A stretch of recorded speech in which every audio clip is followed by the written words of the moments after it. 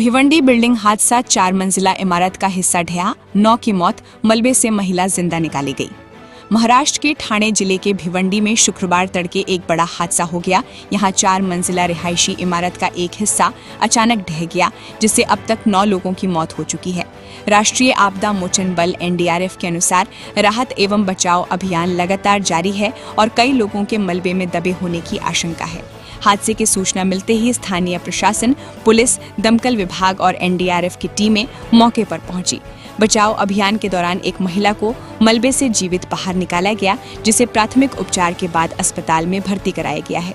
प्रारंभिक जानकारी के अनुसार हादसे के समय इमारत में मरम्मत का कार्य चल रहा था। बताया जा रहा है कि गुरुवार देर रात इमारत में झुकाव दिखाई देने पर कुछ लोग बाहर निकल आए थे, लेकिन आशंका है कि मरम्मत कार्य में लगे मजदूर और कुछ अन्य लोग मलबे के नीचे फंस गए। अधिकारियों ने अभी तक मलबे में फंसे लोगों की सटीक संख्या की आधिकारिक पुष्टि नहीं की है। घटनास्थल पर राहत एवं बचाव कार्य अत्याधुनिक उपकरणों की मदद से युद्ध स्तर पर जारी है। हादसे के बाद पूरे इलाके को सुरक्षा घेरे में ले लिया गया है। प्रशासन ने लोगों से अपील की है कि वे घटनास्थल पर भीड़ न लगाएं और केवल आधिकारिक जानकारी पर ही भरोसा करें। इमारत गिरने के कारणों की जांच शुरू कर दी गई है। शुरुआती जांच में ये पता लगाया जा रहा है कि क्या इमारत पहले से जर्जर थी या मरम्मत कार्य के दौरान किसी तकनीकी लापरवाही के कारण ये हादसा हुआ।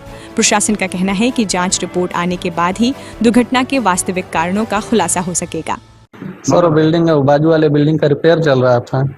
हम लोग खाना वाना खा रिपेयरिंग चल रहा? वो पिलर का रिपेयर चल रहा था। कुछ पिलर में आया था तो इसलिए उसका रिपेयर चल रहा था। तो वही सब हुआ। हम लोग खाना वाना खा के सोए थे, तब तक वो बाजू वाले बिल्डिंग का गिरने का आवाज आया। हम लोग बाहर निकले तब भगदड़ मच चुका था।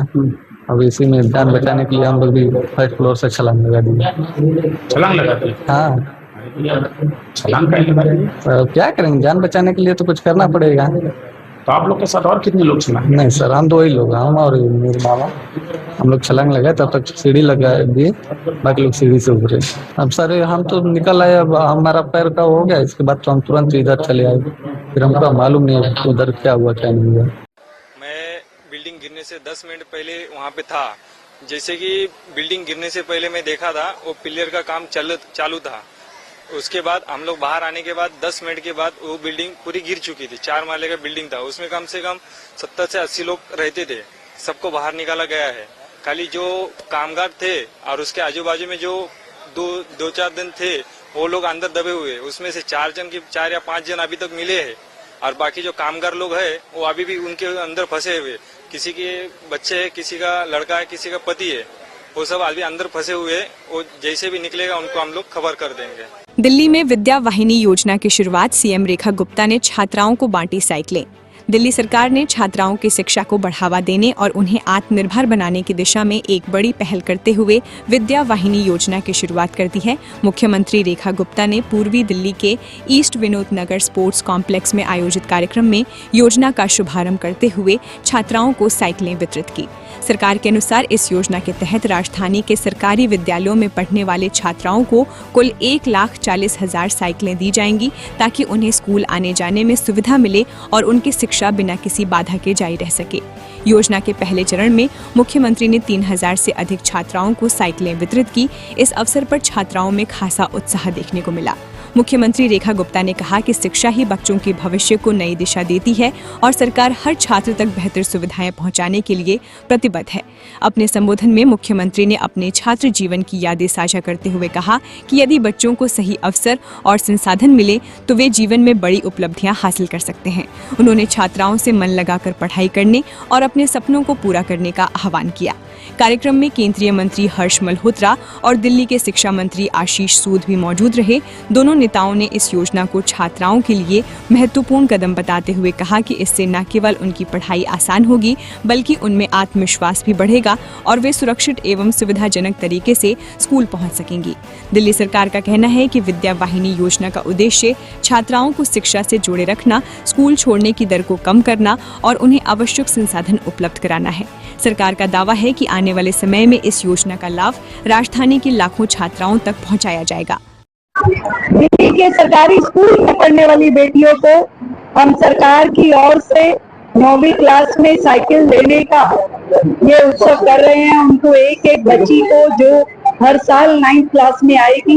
उन बच्चियों को ये साइकिल दे करके न केवल उनके शिक्षा की बल्कि उनके सम्मान की, उनकी सुरक्षा की चिंता सरकार कर रही है। आज इन बच्चियों के चेहरों की जो खुशी है, जिसे साइकिल मिली है, इसके बाद वो इस साइकिल के माध्यम से स्कूल आना जाना करेगी।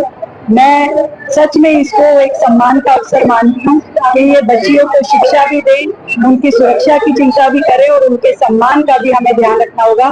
ये विद्या वाहिनी सही रूप में उनको स्कूल आने जाने में जो सुविधा देगी, विद्या तक पहुंचाने का उनका रास्ता बनेगी। विद्या वाहिनी अपने मायनों को सफल करेगी, ऐसी मेरी आशा है। बहुत बहुत बधाई दिल्ली की बेटियों को। दिल्ली की हर बेटी आगे बढ़े, सरकार उसके साथ का दिन है। ह्यूमन लेड डेवलपमेंट का जो आह्वान हमेशा प्रधानमंत्री जी करते हैं, आज उसका जीता जागता उदाहरण दिल्ली में बच्चियों के स्कूल ड्रॉप आउट को रोकना, उनकी एम्पावरमेंट, उनकी सुरक्षा, इन सब के लिए विमेन लेड डेवलपमेंट का जीता जागता उदाहरण मुख्यमंत्री जी ने आज 1,40,000 बच्चियों को, 9वीं में पढ़ने वाली हर बच्ची को इस वर्ष, और आज घोषणा की कि हर वर्ष 9वीं में आने वाली बच्चियों को ये साइकिल दी जाएगी। आज का दिन ऐतिहासिक इसलिए भी है, इन बच्चियों की खुशियों पे डाका डालने वाले कुछ लोग ये कह रहे थे, स्वघोषित बेरोजगार नेता, कि आप साइकिल दे दो, हम उन्हें उत्तर प्रदेश साइकिल का प्रचार करने ले जाएंगे।